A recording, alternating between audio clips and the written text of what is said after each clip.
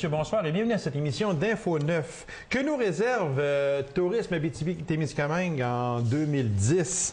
Alors, quelles sont les perspectives pour la nouvelle année? Alors, pour nous en parler, qui de mieux placé qu'une personne hautement distinguée à la traite directement, Madame Stéphanie Lamarche. Madame Lamarche, bonsoir. Quel entrant, Mathieu. Oui, bonsoir, Madame Lamarche. Bonsoir. Merci d'avoir accepté cette invitation-là. Tourisme Abitibi-Témiscamingue, joue un rôle très important dans notre grande région. Et puis, c'est toujours bon de les inviter. Ils viennent donner leur compte rendu. Ils viennent nous dire qu'est-ce qui a moins fonctionné, qu'est-ce qui a plus fonctionné. C'est sûr que 2009... Est-ce qu'on peut dire que 2009, malgré la fameuse crise qui est toujours au-dessus de nos têtes et qui sévit, est-ce qu'on peut dire que 2009 a quand même été une bonne année touristique? Somme toute, oui. L'Abitibi-Témiscamingue travaille pour le séjour estival parce que ce qu'il faut comprendre, c'est que la plus grosse saison en Abitibi-Témiscamingue, c'est du 24 juin à la fête du travail. C'est une grosse saison touristique. Cette saison-là a été plus ou moins marquée par la crise économique parce que la clientèle avec qui on travaille, c'est la clientèle du Québec. Les gens ont voyagé beaucoup. Ce qu'on a vu, c'est que les gens de l'Abitibi-Témiscamingue ont sorti un petit peu plus dans les sites et les attraits. Alors, ça, c'est significatif. Ce que ça veut dire, c'est que les gens sont restés en région. C'est ça que je voulais dire, justement. Ouais. Ça veut dire que les gens chez nous, sont restés chez nous, ont été moins à l'extérieur, ont été moins, disons, dans la région de Montréal, en Estrie, peu importe. Les gens se sont dit, bien écoute, on va visiter chez nous cette année parce qu'il y a quand même une crise économique. Il y en a, le taux de chômage était quand même élevé un peu, etc. Bien, est-ce que c'est la crise économique? Qui a fait ça? Ben, en fait, on peut pas attribuer... On ne peut pas faire un lien entre les deux. On peut faire un lien, mais on fait un lien aussi avec d'autres facteurs. Ah, OK. Qui sont peut-être... Ben, tu sais, je pense entre autres au travail que les territoires font, parce que nous, ce qu'on fait, tu sais, l'Abitibi-Témiscamingue et la structure dans laquelle on travaille, elle est bien établie. Les mandats sont clairs. Tu sais, ici, on travaille avec le CLD d'Abitibi-Ouest. Et le CLD a un travail à faire. Il le fait, quand il part à l'extérieur, il le fait avec l'ATR. Il le fait avec Tourisme Abitibi-Témiscamingue à travers nos outils et à travers nos actions sur les différents marchés. Maintenant, le CLD Abitibi-Ouest, par le biais notamment de Daniel et de la table tourisme, travaille aussi à faire venir les gens de la région en Abitibi-Ouest. Et c'est ce que tous les territoires font, hein? Comme le Témiscamingue, comme Rouyn-Noranda, comme Val-d'Or et comme Amos. Alors, c'est ce travail-là aussi qui se fait qui est plus important. Et je veux dire, les territoires se vendent aux gens de la région. Donc, on reste Abitibi-Témiscamingue, mais comme vous l'avez si bien dit, il n'est pas impossible que des gens du Témiscamingue viennent faire un tour en Abitibi-Ouest et vice-versa, parce que ce sont quand même, exactement, ce sont des touristes. Des touristes, parce que des sites touristiques chez nous, en Abitibi-Témiscamingue, il y en a beaucoup. Oui. Parce que moi, je trouve ça incroyable, le nombre de sites touristiques qu'il y a chez nous. Oui. Quand on regarde la liste, mais c'est extraordinaire. Et on est toujours surpris quand on sort le guide touristique régional, le guide touristique officiel. C'est toujours surprenant de voir le nombre de pages à l'intérieur. C'est vrai. Et tu sais, je pense que c'est pas la première fois que je le dis sur vos ondes, mais tu sais, en 10 ans, on a fait un pas énorme en Abitibi-Témiscamingue. La qualité a augmenté. On est rendu des professionnels en tourisme là, en Abitibi-Témiscamingue. Oui, et vous venez de toucher vraiment un point il y a une décennie passée ou à peu près. Le tourisme, on n'avait pas de point d'ancrage, que je pourrais dire, parce que il me semble qu'on en parlait moins. On donnait moins d'ampleur au tourisme. On se rendait au Témiscamingue, Fort Témiscamingue. Ah, c'est ça, je savais pas que ça existait. C'est sûr que la venue du refuge Pajot en Abitibi-Ouest a donné un sérieux coup de barre là. Oui, absolument. Et puis, il faut le dire aussi, mais qui gravite autour de ça, il y a beaucoup d'autres choses que Tourisme Abitibi-Témiscamingue a mis en place des éléments pour dire il n'y a pas seulement qu'une chose. Allez voir autour, il y en a beaucoup. Bien, en fait, c'est pas un secret de polichinelle. Le Tourisme Abitibi-Témiscamingue travaille avec les activités, les attraits en place. Oui, alors, exactement. si les promoteurs n'étaient pas là, ben, Tourisme Abitibi-Témiscamingue aurait rien à promouvoir. Ça, c'est vrai. Exactement. En fait, ce qui a été le gros coup de barre en Abitibi-Témiscamingue, c'est la première entente spécifique en tourisme qui a été signée avec le gouvernement du Québec, qui nous a permis de mettre de l'argent en promotion. Parce que il y a 15 ans, quand j'étais à l'ATR, ben, on avait 33 000 $ de budget pour la promotion. Oh boy! Et aujourd'hui, ben, avec toutes les ententes qui sont signées, ben, c'est au-delà de 1,1 million, 1,2 million. Hein? Vous comprenez on parle le chemin. de juste 15 ans dernier, là. Voilà. Alors, près. vous comprenez le chemin qui a été fait et ça a été un effort collectif. OK.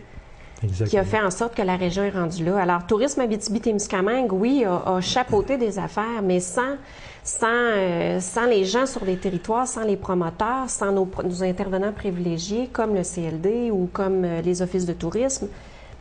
Lorsque l'on parle d'une publicité nationale, si vous me permettez l'expression, Tourisme Abitibi-Témiscamingue se déplace, va à l'extérieur pour promouvoir l'aspect touristique de chez nous, ce qui est très important également. Cette publicité-là, ces promotions-là, c'est essentiel? Ah ben c'est essentiel. Et ça porte des fruits? C'est le cœur de notre protocole d'entente avec le gouvernement du Québec. Les ATR au Québec ont été mis en place pour promouvoir leur région à l'extérieur. C'est de l'argent neuf. Et c'est sûr qu'il faut toujours balancer, je vous dirais qu'il y a 80-90% du budget qui va à l'extérieur de la région. Parce que notre objectif premier, c'est de faire venir des gens en région, de faire venir des touristes de l'argent neuf. Mais il y a toujours un pourcentage qui va rester en région pour que les gens de la région soient informés de ce qui se passe. Est-ce qu'on peut dire 75-25? Juste un chiffre là, que je lance de même, non? Non, c'est vraiment 80-90. Oui, puis je regarde en motoneige. En motoneige, c'est 90-95% du budget qui est en Ontario et aux États-Unis. Exactement. On touche à peu près on met pas le l'accent Québec. beaucoup sur l'extérieur. Oui. Venez nous voir chez nous. Oui. Parce que nous autres, déjà chez nous, on sait qu'est-ce qui se passe avec... vous avez fait tellement de publicité interne, je parle toujours de la région Abitibi-Témiscamingue, nord du Québec. Vous avez fait tellement de pubs ici, on sait maintenant ce qui existe. Il y a le guide touristique. Mais il ne faut pas laisser, on lâche absolument pas. Il ne faut pas lâcher. Mais là, l'ampleur est donnée sur l'extérieur. Venez nous voir chez nous. Oui, toujours. C'est notre travail, ça. Notre travail premier, c'est de positionner l'Abitibi-Témiscamingue sur la liste d'épiceries des Québécois pendant leurs vacances. Alors, et c'est ça notre objectif.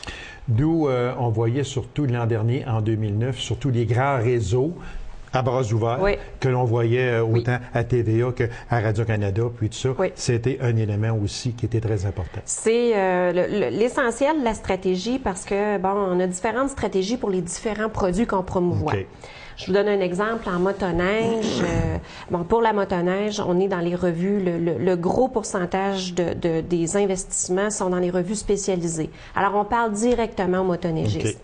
Alors, on a les revues spécialisées, les relations de presse, c'est-à-dire les journalistes qui viennent nous rencontrer. C'est pas pour rien qu'il y a 2 ans, l'Abitibi-Témiscamingue a été nommée la destination numéro 1 en Amérique du Nord pour la motoneige par le Super Tracks Magazine.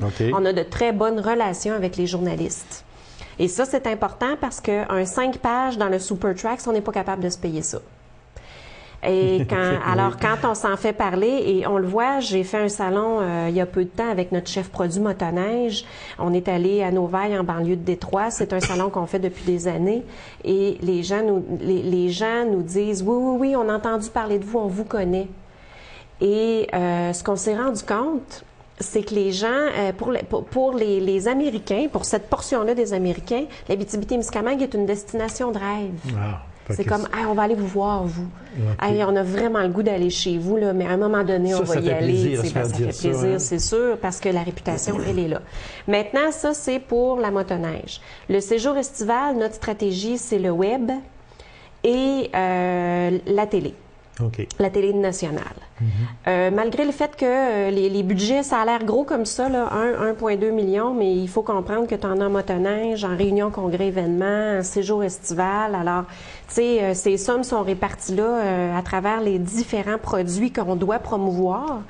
Et somme toute, notre campagne estivale, si on compare à travers le Québec, reste modeste. OK. Reste modeste, mais on maximise beaucoup avec des ententes avec nos partenaires. Ça, je suis content, Madame Lamarche, que l'on parle de ça, là, ce que vous parlez, parce que mais je veux pas dire on ne connaît pas le rôle de la traite. C'est pas ça là, que je veux dire, mais on le connaît pas beaucoup. Non.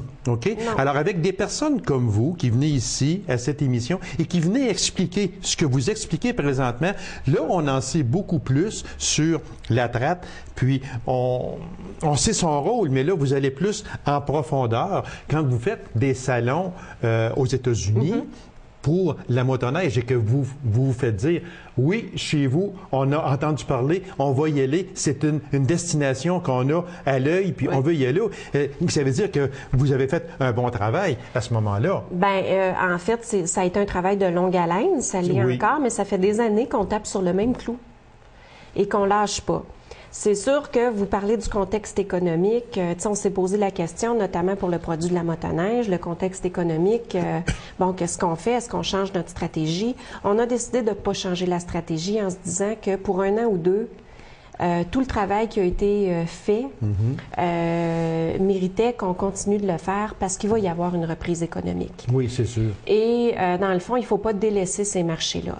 Si ça perdure, on verra, on va être obligé de réévaluer, c'est bien certain. Ce qu'on se rend compte aussi, c'est que là, l'Ontario, pour le produit de la motoneige, l'Ontario a bien répondu à notre campagne cette année. Okay. Alors, on voit, tu sais, on réévalue quand même à toutes les années les campagnes et les actions qui sont faites. On parle d'une reprise économique quelque peu frileuse en 2010. Certains secteurs, on prend le secteur minier, dont je prenais justement tantôt, que le nickel a repris beaucoup. Et bon, ça veut dire que le cuivre aussi, c'est à espérer. Est-ce que pour vous autres, la reprise quelque peu frileuse va donner un essor beaucoup plus d'envergure à ce moment-là? Bien, moi, je pense qu'on va continuer à avoir des gains comme on a au cours des dernières années. On a eu des gains quand même assez fulgurants au cours des 10 dernières années. On a l'impression que ça va sûrement se stabiliser un petit peu pour repartir parce que vous comprendrez que dans les 10 dernières années, il y a eu des sites, des attraits. Ça prend toujours de la nouveauté, ça prend toujours quelque chose qui va allumer. Et là, ce qu'on est en train de faire avec notamment la télé et le site Internet, c'est de montrer sous un nouvel angle ces sites et ces attraits-là. Alors, est-ce que nous, on souhaite toujours qu'il y ait une montée, probablement moins fulgurante, hein, parce qu'on l'a vu l'an passé, on a eu quand même, on n'a pas eu on n'a pas eu des gains majeurs, mais à tout le monde, on n'a pas eu de pertes. Alors, on pense que ça va continuer comme ça. Et en terminant, parce qu'il reste très, très peu de temps, il me reste à peine 1 minute, à bras ouverts, on conserve ça, c'est vraiment extraordinaire. À tout le moins pour la prochaine année, on va réévaluer. Vous verrez d'ailleurs, si vous allez sur le site Internet de Tourisme Abitibi-Témiscamingue au cours des prochains jours, des prochaines semaines, on commence déjà à faire évoluer cette image-là. Il y a une suite, autrement dit. Vous allez recevoir un communiqué de presse sous peu qui va vous présenter une nouvelle version de À bras ouverts. Alors, les gens à l'interne s'amusent avec cette image-là. Bon. Madame Lamarche, merci infiniment. On en sait beaucoup plus sur la traite en particulier. Vous faites un travail vraiment gigantesque pour le tourisme chez nous et on vous souhaite tout le succès possible. Merci et bonne année. Et également à vous. Alors, merci beaucoup, madame. Alors, mesdames et messieurs, courte pause. On vous revient immédiatement après. Restez.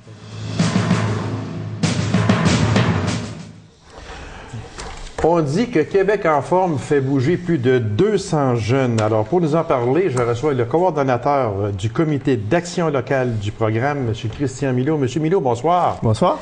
Québec en forme. Qu'est-ce que Québec en forme? On en a entendu parler un peu, oui, mais là, ça commence à sortir un petit peu plus.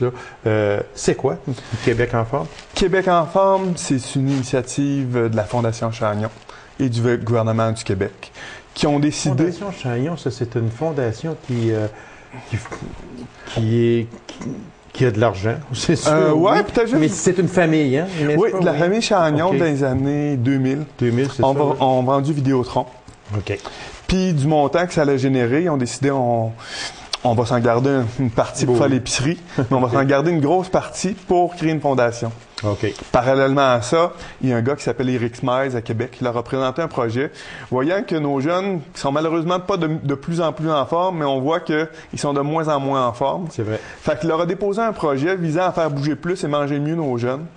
Puis ça a découlé de ça dans les années 2000. Si à la base, dans les années 2000, la clientèle ciblée était les 4-12 ans, vers 2005-2006, le gouvernement du Québec s'intéresse à Québec en forme. Ils ont dit, est-ce qu'on peut faire un partenariat public avec la Fondation Chagnon? Puis on a étiré ça de 0 à 17 ans. Fait que Québec en forme, en gros, c'est... On a 2 cibles, faire bouger plus nos jeunes, faire manger mieux. Saines habitudes de vie. Est-ce que nos jeunes mangent si mal que ça? Si il ne faut pas avoir peur des mots, là. La malbouffe est bien présente. En m'en venant, je pensais toujours dire, y a-t-il un moyen de dire, il me semble pour récompenser des jeunes, souvent, on les emmène au McDo où on va se payer une pizza. Je pense qu'on est loin d'une saine alimentation, là. On tape à côté du clou, là. On tape à côté du clou. Quand on veut faire plaisir à quelqu'un, là, on va y emmener une poutine, on va y emmener une pizza. Puis je peux vous le dire, là, je travaillais à la SADC, j'avais un club entrepreneuriat, puis on s'est dit, si je veux leur faire plaisir, là, je vais leur payer de la pizza à tout le monde. Et on est loin. Puis pourtant, il y a des choses aussi bonnes qui tranquillement, il faut travailler à changer les mentalités, puis dire, ben, on va se payer une bonne bouffe, mais on va se faire une fondue au chocolat noir avec des bons fruits. Ça ferait probablement tout autant plaisir aux jeunes. Sûrement. Puis ça répondrait à leurs besoins. Et on sort de la malbouffe à ce moment-là. Ouais, puis je trouve qu'on a souvent tendance à dire la bonne bouffe c'est mauvais, puis la malbouffe c'est bon. Alors qu'une pizza sur une pita avec du fromage puis des bons légumes, qui est tout différent d'une pepperoni all dress, est tellement meilleur pour la santé. Puis il y a d'excellentes, je ne veux pas me faire l'avocat du diable, mais il y a quand même d'excellentes pizzas aux fruits aujourd'hui que l'on peut... Exactement. Je pense qu'on a trop tendance à dire ce qui est bon pour la santé est pas bon. Ce qui est bon au goût est pas bon pour notre corps. Puis en tout cas, il faudrait dire, ben, on va manger mieux, puis en plus, ça va être meilleur. C'est vrai. Puis c'est vrai, puis c'est souvent le cas. La mode du tofu, par exemple, là, c'est excellent. Puis pourtant, on est très loin d'un fast-food, là. Oui, c'est une forme de fast-food, mais comparativement à ce qu'on voit anciennement dans les cafétérias, parce qu'à cette heure, on sait que les cafétérias comme Apollino ont pris vraiment un virage dans ce sens-là. Ils ont pris un virage d'essayer lentement de sortir la malbouffe. C'est un peu pareil dans les arénas aussi, je pense. À des endroits, oui, pas partout. Mais est-ce que les jeunes mangent si mal que ça? Je pense pas qu'ils mangent si mal que ça. Je pense que tranquillement, il y a un virage qu'il faut qu'ils fassent. Est-ce qu'ils sont mal conseillés? Non. Je suis pas un spécialiste en la matière. Je pense juste que c'est toute la chaîne à quelque part. Je vais tourner ça à l'envers, OK? Oui. Ou, dans l'ensemble, vous l'avez bien résumé tantôt, on veut faire plaisir à un enfant, on l'amène au gros M. On l'envoie au gros M, on l'envoie dans les grosses chaînes d'alimentation rapide. Puis, on s'en va une fin de semaine dans un tournoi de hockey. On est à l'aréna. Ben là, c'est... on dirait qu'on est là, pour la poutine, on est là pour les groupes dans des groupes. Je ne veux pas parler en mal contre ces restaurants-là du tout, là, sauf que c'est dans la coutume. Puis je pense que quand on parle de saines alimentations, puis comme je vous dis, je suis pas un spécialiste, j'ai quelques notions de base là-dedans. C'est pas dire de pas en manger du McDonald's. C'est pas dire de pas en manger de ces grosses chaînes-là. C'est juste dans le dosage. Voilà. Une fois par mois, c'est bien, c'est le fun, ça peut faire plaisir. Mais quand c'est rendu une fois par semaine, une fois par jour, on s'entend-tu que... Parce que quand on est rendu, que je lisais il n'y a pas tellement longtemps, une mère de famille puis un père de famille ne savaient plus quoi faire avec leur enfant qui était en bas âge, parce que lorsque on passait devant le gros M, c'était la crise pour arrêter. Puis quand ça n'arrêtait pas, c'était l'enfer. Quand on est rendu là, mais c'est comme vous dites, j'ai rien contre le gros M, là, du tout. Sauf que peut-être doser. C'est dans le dosage. C'est ça, exactement. Puis on sait que tranquillement, on voit qu'il y a un virage chanté qui se fait. On se voit que il faut juste qu'ils se fassent un peu plus. Il y a des bonnes salades qui s'offrent dans les chaînes de restaurants rapides. On voit qu'il y a tranquillement une volonté de faire un virage. Ça aussi, tranquillement. Qu'on regarde les deux, tout simplement. Exactement. Et non pas juste un. Mais, oui. Ouais, puis qu'on associe plus bonne bouffe à ce que c'est bon aussi au goût.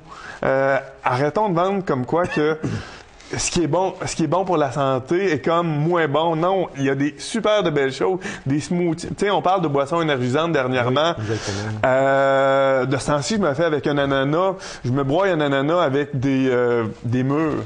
Puis c'est excellent. Puis une belle alternative à nos boissons énergisantes, là, ben ça en serait une belle. C'est sûr qu'il y a des alternatives à peu près. Puis des bonnes alternatives au Des goût. bonnes, exactement.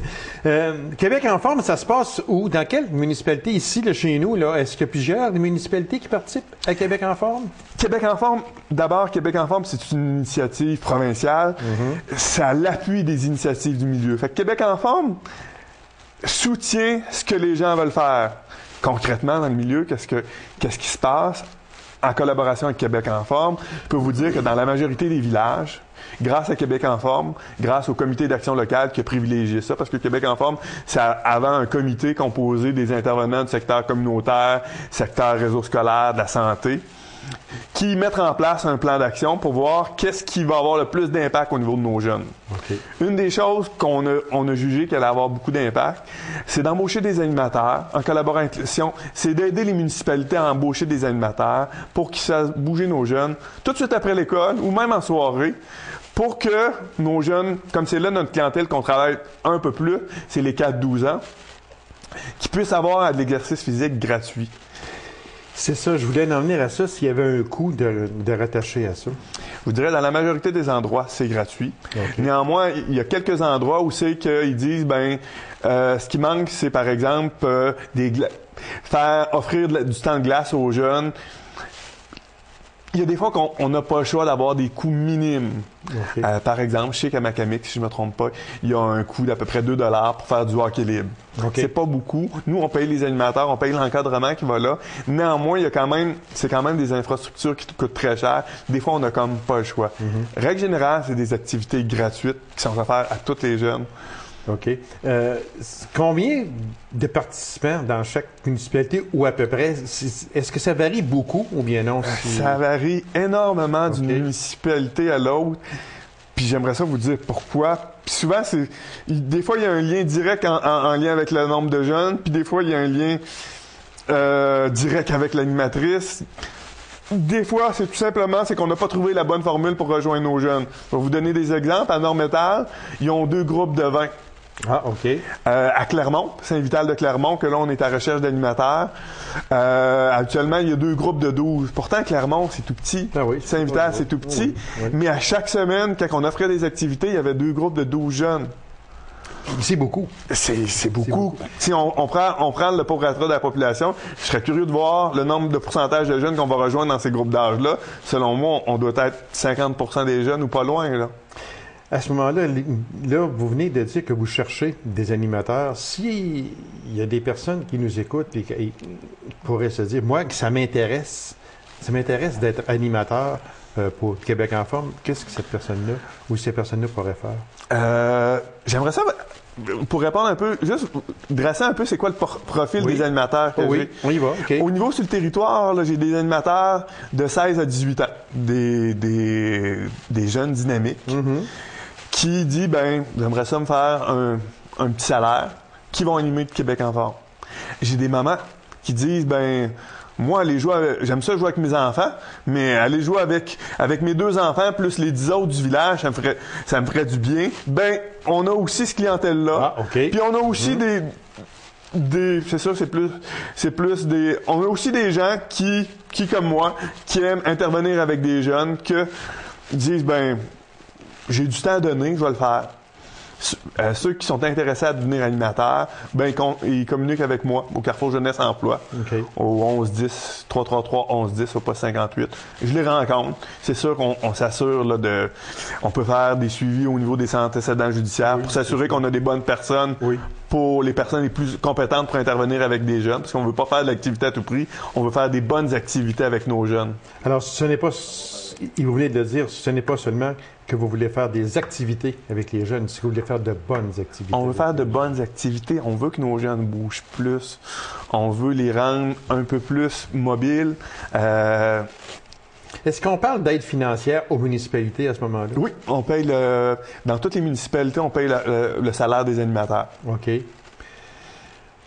La durée des activités, ça peut durer combien de temps?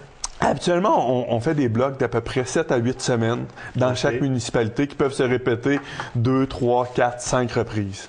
Pourquoi qu'on fait des blocs de 8 semaines? C'est juste pour faciliter l'entrée et la sortie des jeunes. Par exemple, pour avoir animé à Clermont l'année dernière, au mois de janvier, j'avais 12 jeunes, 10-12 jeunes. Au mois d'avril, on a créé comme un autre bloc d'activité. Le hockey était terminé. Okay. Ben, il y a plein de jeunes qui sont pleins. Il y a eu 4 jeunes, 4 garçons qui seront rajoutés à mon équipe. Parce qu'on on pratique divers jeux. Autrement dit, on parle de hockey, mais on peut y aller avec quoi? Avec du basketball? On peut y aller avec quoi? Il n'y a pas de limite. On y va avec le goût des jeunes. OK. On demande, en début, souvent, on demande qu'est-ce que les jeunes veulent faire. Puis on a un cartable, on a un recueil de jeux qui permet aux jeunes de découvrir un paquet de nouveaux jeux en fonction de leur groupe d'âge, qui les stimule, puis que... Est-ce qu'on peut dire qu'à ce moment-là, les activités sont laissées à la discrétion des jeunes ou des animateurs? Je vous dirais, je pense que c'est un mélange des Les deux. Ce que j'ai tendance à dire aux animateurs, d'un premier temps, écoutez qu'est-ce que les jeunes veulent faire, mais...